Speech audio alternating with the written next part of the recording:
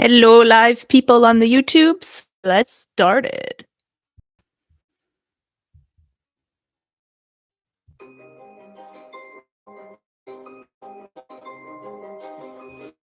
Oh, and welcome. This is the an episode about self-care. So I haven't been doing episodes a lot lately. Sorry, just making sure my phone was on vibrate for those watching the video and wondering why I looked down. Um, because honestly, I got super overwhelmed. I got incredibly overwhelmed at work. I got incredibly, which, in my defense, there were a lot of big projects due at work. A spreadsheet that took me 7 hours. One spreadsheet.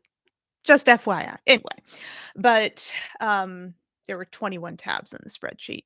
Just uh, but it's something that I want, and seeing how I just got so overwhelmed, and frankly, I needed to not do something. So this podcast was something that I said, okay, I have to cut this thing, and I have to chill on that for a little bit. Dive into self-care for writers this weekend, which episode, just because I think we forget to do it for ourselves sometimes, which, eh, not very nice to ourselves. So let's talk about it. Before I get into the content or the main part of the content, I do want to, of course, mention The Queen Witch, the sequel to Save a World, Book 2, and the Rashawn series is available via wherever you want to buy it. BarnesandNoble.com, Amazon. You can order it from your local bookstore. Hooray, hooray. I am still re-releasing To Save a World in this month in May. It's May. So I would really, really love it'll be at the end of the month just because I've had a lot on my plate and I still need to finish a few things with the page layout. But I'm excited to re-release it. The cover I think is gorgeous and it looks really beautiful on the shelf with the Queen Witch, and it will be numbered number 1 on the spine in the Rashawn series. I've planned out that series, the Rashawn series, and my other series, Spare the Swallow, which was released in October of 2022, is the origin story of the Chronicles of the Lost Beacon series that is totally different from the Rashawn series. Different. It's still the Chronicles of the Lost Beacon is a historical fantasy, whereas the Rashawn series is just like a whole other world, more classical fantasy, if you will. And I'm really excited. I've mapped both of those series out to through the year 2025 with the books that I will be writing and releasing. And I apologize if you hear my cat meowing in the background. He gets jealous sometimes when I'm not talking directly to him. So me talking to the computer is not allowed. Anyway, he'll meow in and out whenever he feels. But yeah, so I've mapped them out. I am just finishing up the first draft of book 1 in the Chronicles of the Lost Beacon, and I'm really excited about it. And I've also outlined already book 3 in the Rashawn series. So hooray! Really, really moving along there. Yeah, some special projects. I actually did a voice of Gunnery Sergeant Chansworth, who's, a very stern gunnery sergeant who does not like the main character Hank very much, and my friend Trips Smoke Pit Fairy Tales series. So he's doing the audiobook for that on his YouTube channel. So go check him out. Smoke Pit Fairy Tales Trip with 2 P's. He's fantastic sci-fi writer. He's also a veteran, so his even though his sci-fi war story is got aliens and demons and all sorts of crazy stuff. It's really wild and it's so creative and I'm into it. But since he is a Marine who's done a couple tours in Iraq, or not, I don't know if he was but he's done a couple of tours in the war. I don't know if he was actually in Iraq uh, or what country he was in, but he knows what war is like. He's done it, and yeah, it's very gritty. Yeah, if you're looking for some really good gritty sci-fi, I think he is just about to release the 10th book, which I think is the final book in that series. So check him out. And everything is going to audiobook because I'm just so excited. So if you're interested in that, it's a wonderful sci-fi series. I still haven't. I'm on like book 4 because life is busy, but I really do enjoy it. So check them out. Anyway, getting into self-care, it really matters. Obviously, I know everyone hears about that. You hear it on social media, you see it in all of the everythings that you see. It's it's honestly just something you need to make a habit for yourself. That's something that I am learning. I am the sort of person who can tend to I'm a really good multitasker. I'm very diligent, and I have what I believe is a really good, strong work ethic. But the flip side of that is that I get so hyper focused on doing what I do, and not just in my own writing, but for my day job and for others, special projects, things like that, that I'm very concerned with making sure that everyone else has what they need, that I do frequently forget about myself, and then I get really burnt out. And like everyone else in the world, not only do I have my various work lives, but I have my home life, and I don't want to neglect my house and my husband and my cats either. So, and the rest of my family and friends, and I love them, and I want to be with them, and but for myself, I want to spend time with them. So that's something that we put ourselves at the wayside sometimes, and it's not nice. It's not nice to yourself, and I experienced, I don't think I think I only did 1 episode in the very beginning of April because I just got burnt out. I really, really did, and I was going to force myself to do episodes, to continue with, doing more episodes in April, but I just thought about it because I was running around, going crazy, trying to do XYZ and this and that and over there and, you know, 50 to 60 hours a week with work and writing stuff combined. And I just said, "You know what? Something's gotta give."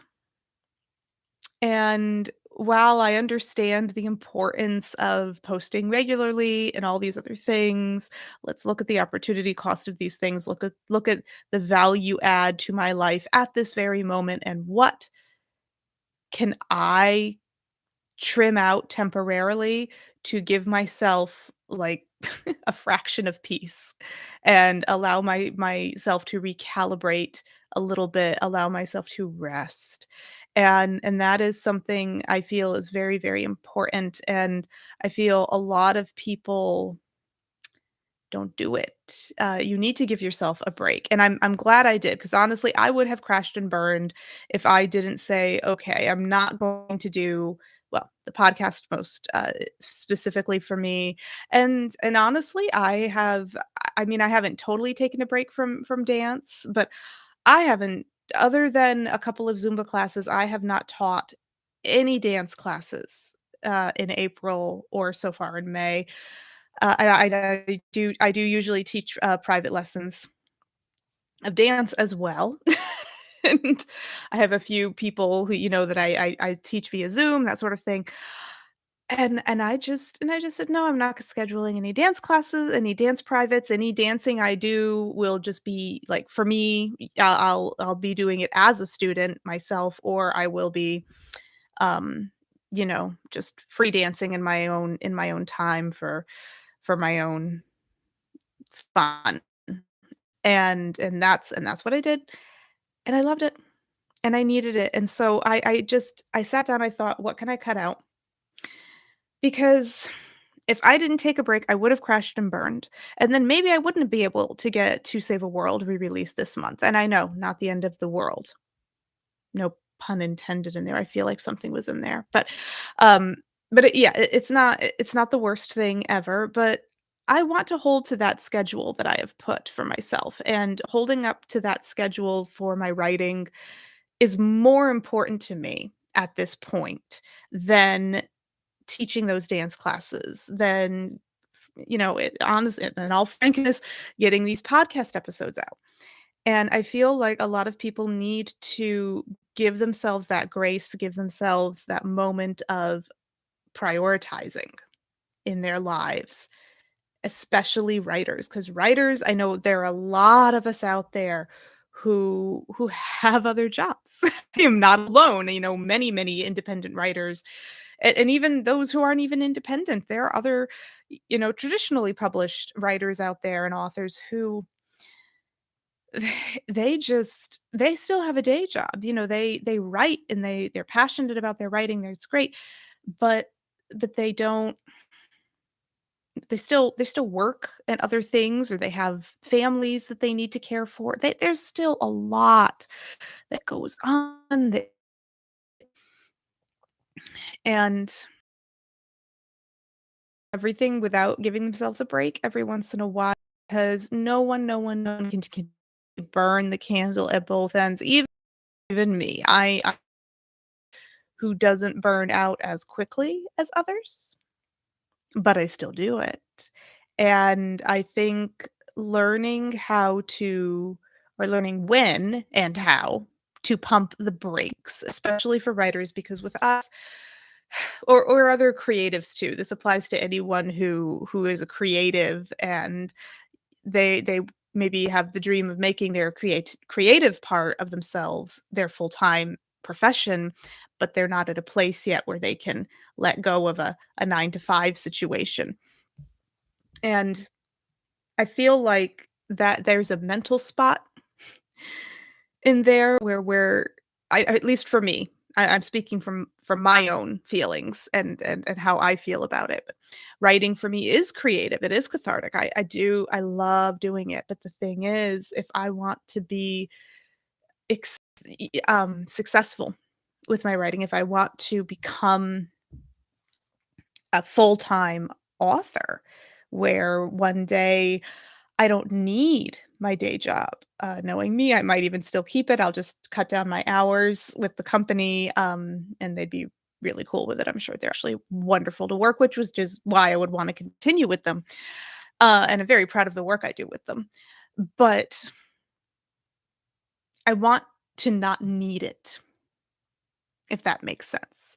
And I think a lot of writers and other artists out there have the same agenda. They say, "Oh yeah, maybe I would entertain keeping that day job, but I don't want to need that anymore. I want my main source of income to be this creative thing."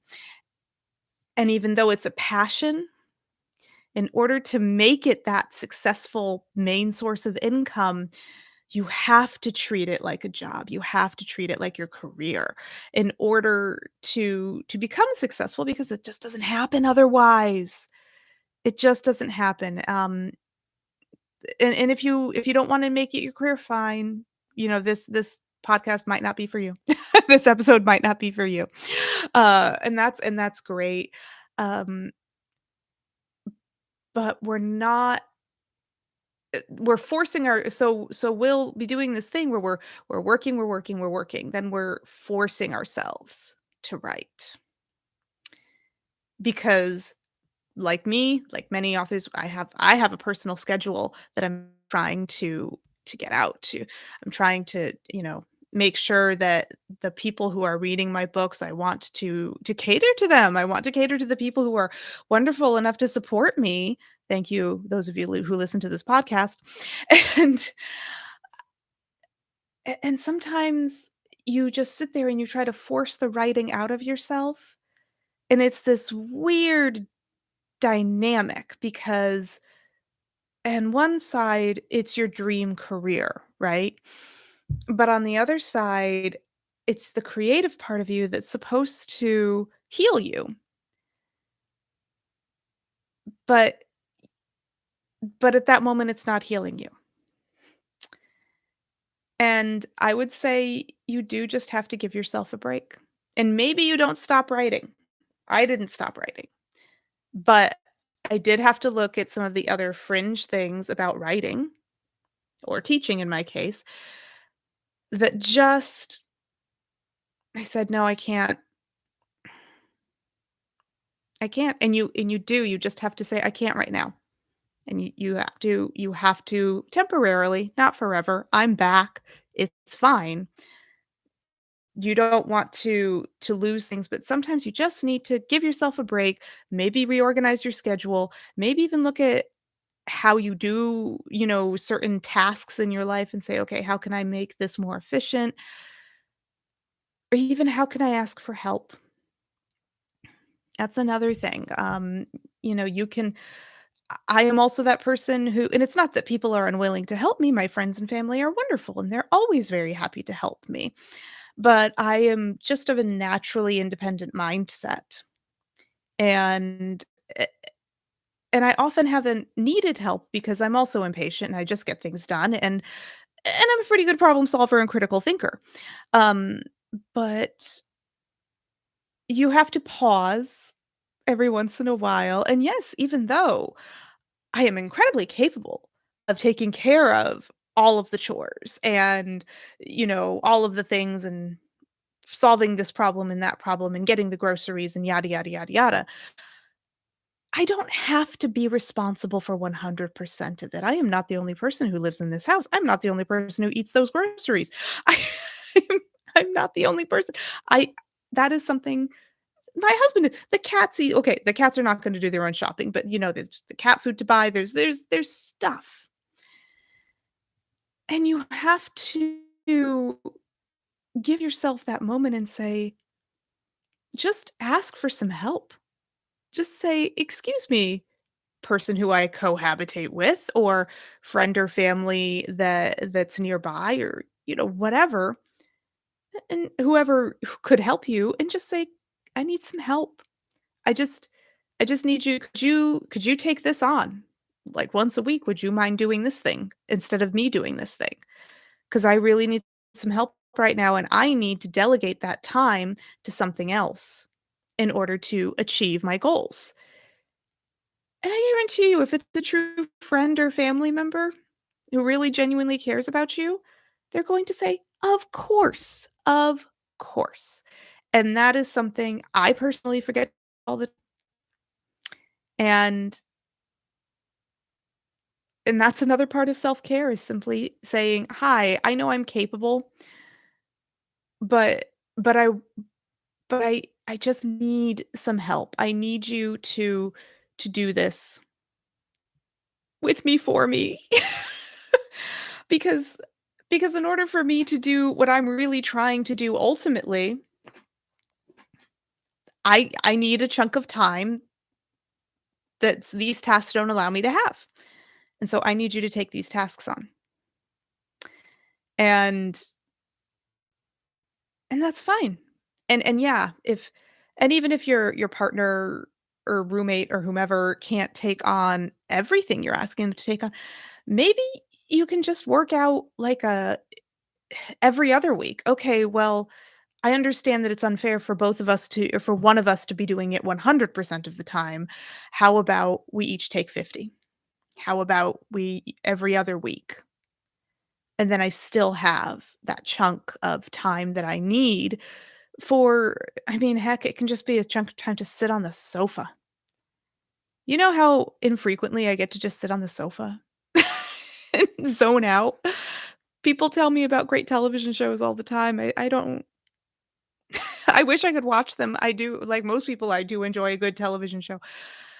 Uh, but most of the time, even if I sit in front of the television, I'm sitting there with my sketchbook trying to conceptualize certain designs, book covers, getting other things done, building stuff on my computer. So I don't want to be watching anything that I actually need to track, that I actually need to pay attention to. I usually turn on, like old Law and Order SVU episodes or um, series I've seen 100 times, things like that, just that'll keep playing, HGTV, whatever, something that doesn't even have a plot necessarily, so that I do not have to solely focus. So So yeah, if I actually have an hour to sit on the sofa and truly pay attention to a television program, that's a huge rarity for me.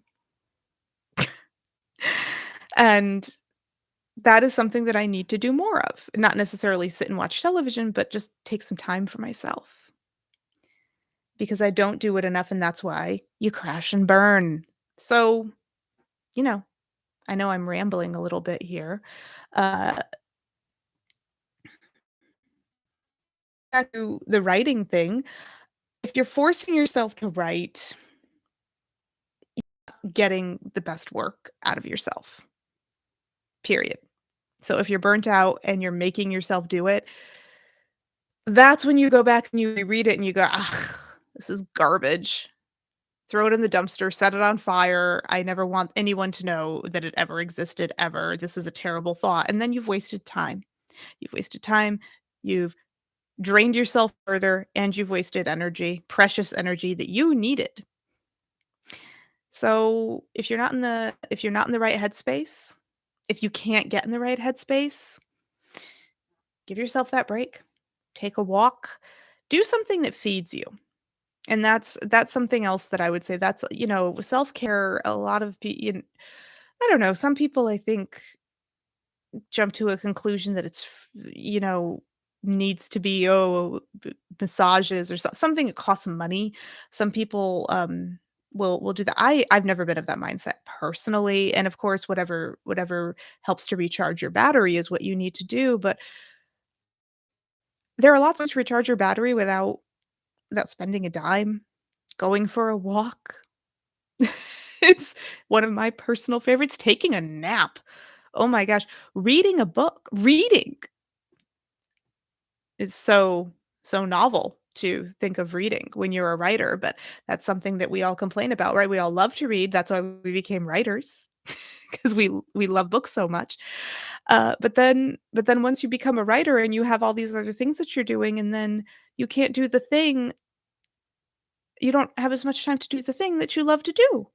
As much, and then we have the, TBR list stacking up to the ceiling, and it's yeah, so read a book. Watch a movie if that's what but do all the things that you need to do to recalibrate your mind, to replenish that energy. Not necessarily just to sit and do nothing for a while. Something that brings you happiness. And money, you can if you want, if again, a nice massage would be nice. That sounds great too. Going out to eat, even just like going to your favorite restaurant, didn't even have to be a nice restaurant, but just going to a place where you love the food. Doing that, honestly, sometimes just for me and just like I don't even have to buy anything, but just going to the mall and looking at pretty whatever, just the act of hunting or shopping or whatever, like hunting for the baubles and the clothes and just appreciating the aesthetics of what other people in retail are putting out there. That's cool too. Going to an art gallery is nice. It's all there and you should do it. Don't force yourself to write. If you do, your writing's not gonna be as good.